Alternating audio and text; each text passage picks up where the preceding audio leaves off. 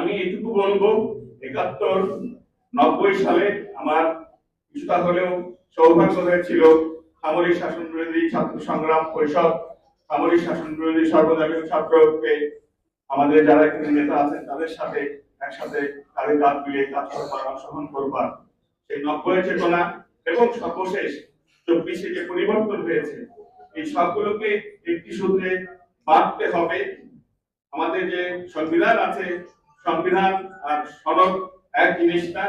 সনদ এটা নিয়ে সীমাবদ্ধতা আছে, এটাকে সমন্বয় করতে হবে জাতীয় ঐক্যের মধ্য দিয়ে।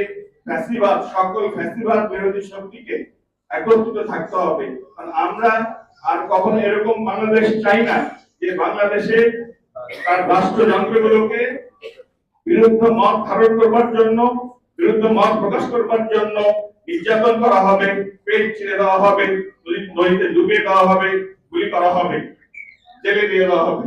এরকম বাংলাদেশ আমরা দেখতে চাই না।